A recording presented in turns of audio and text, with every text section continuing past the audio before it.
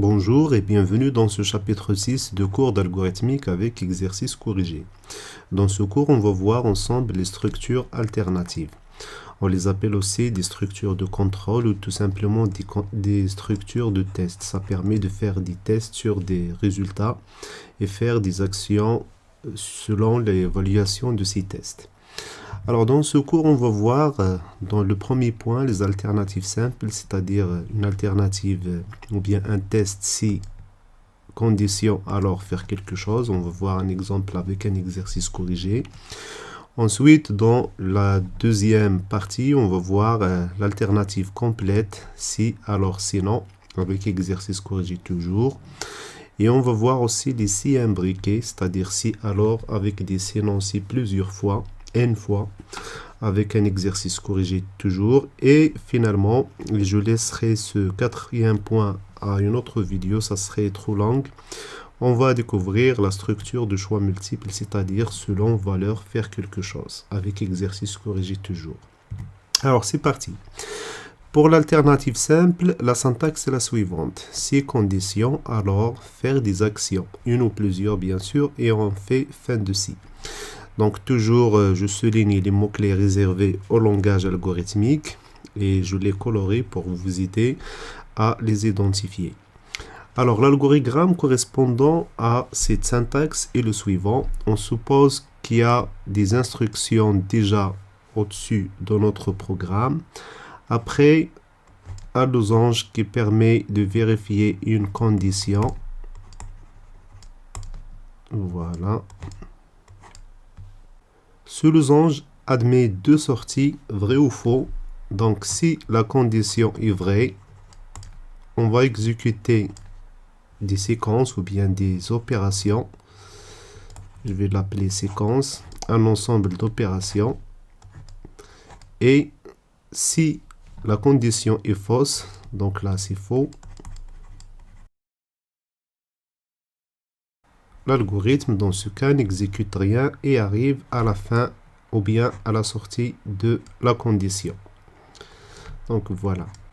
Je répète, si la condition est vraie, j'exécute des instructions, une séquence, un ensemble d'opérations, une ou plusieurs. Et si la condition est fausse, il n'exécute rien et on fait la suite de notre algorithme. Voici un exemple. Écrire un algorithme qui calcule le carré d'un nombre entier positif. Donc on va vérifier si le chiffre saisi est positif. S'il est positif, on va calculer le carré. Sinon, rien n'est demandé par l'algorithme, donc on n'exécute rien. Alors voici la solution. Alors je commence par nommer l'algorithme. Donc algorithme. Je le nomme par exemple carré, puisque ça permet de calculer le carré d'un nombre. Je souligne le mot algorithme. J'aurai besoin des variables suivantes, donc le mot-clé var. J'aurai besoin du nombre, et se mentionner qu'il s'agit d'un entier, donc je le déclare en tant qu'entier. Voilà. J'aurai besoin du carré pour y mettre le carré de nombre. Donc le carré, puisque c'est un entier, c'est aussi un entier. OK. Et je commence par début. Voilà. J'invite via l'instruction écrire l'utilisateur à saisir le nombre. Donc, je peux écrire saisir le nombre. Les guillemets, puisque c'est un message. Je récupère ce qui est saisi par l'utilisateur dans la variable nombre. Et c'est le moment de faire le test sur le nombre. Donc je fais si, c'est un mot-clé, je le souligne. Si, donc je peux utiliser ou pas les parenthèses, pas grave. Si nombre, pardon, est supérieur strictement à 0, alors c'est un mot-clé, je le souligne. Dans ce cas, je mets dans la variable carré, je mets donc la flèche, nombre multiplié fois nombre, point virgule, fin de l'instruction. Et j'affiche à l'écran, donc écrire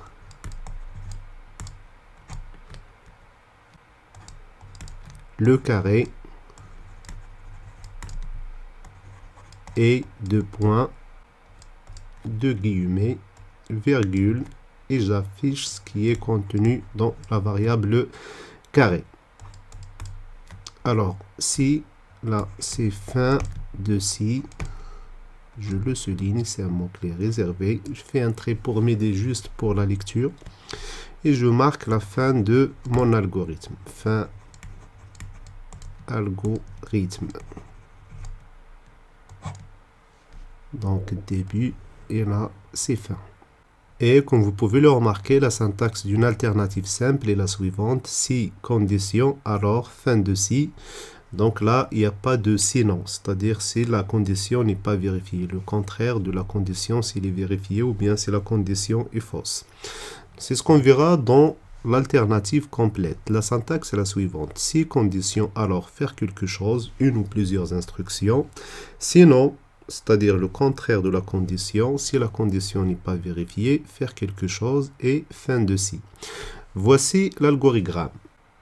On suppose toujours qu'il y a au-dessus de la condition des traitements pour évaluer quelque chose, des calculs, ainsi de suite. Et maintenant, donc, on fait le test sur la condition. Alors, condition, losange toujours.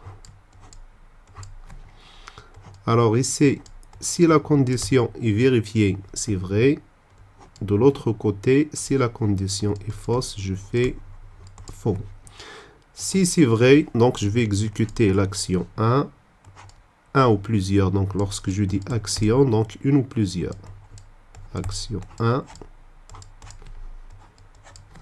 Sinon, c'est-à-dire la condition est fausse, j'exécute l'action 2. Donc je fais action 2. Voilà.